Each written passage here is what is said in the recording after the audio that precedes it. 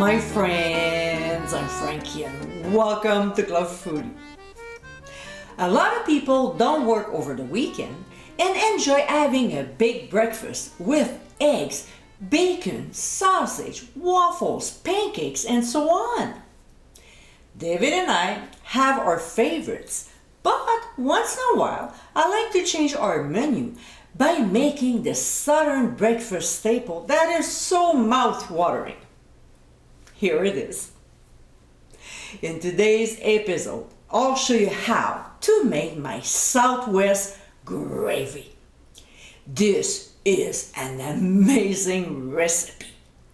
Creamy, rich, and packed with flavor, this is a delicious comfort food to enjoy.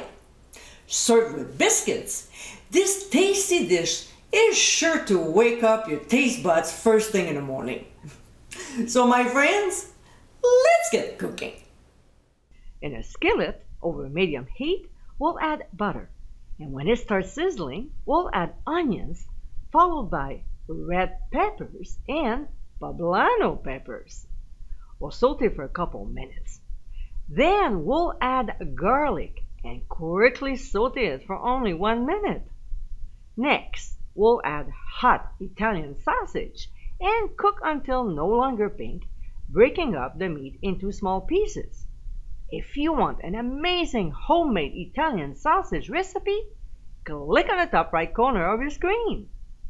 To this, we'll add a tablespoon at a time of flour, mixing well between each addition. This will help to thicken the gravy. So when the flour is all blended, we'll cook for 3 minutes, enough to remove the raw taste. Now, we'll add about half the milk and whisk until the mixture starts to thicken. You'll see, it won't take any time at all. Then we'll add the remaining milk and continue whisking for the next 5 minutes. Next, we'll season with ground sea salt, freshly ground black pepper, and smoked paprika. We'll mix the ingredients well, reduce the heat to medium-low, and let it simmer for 10 minutes. During that time, we'll add half of the chopped parsley and keep the rest for garnish. When time is up, we'll remove from the heat and serve immediately. And my friends, this is our Southwest gravy. What an amazing breakfast item! This gravy has a tasty combination of ingredients and spices. Served with biscuits, this is a flavorful Southern comfort food everyone will enjoy.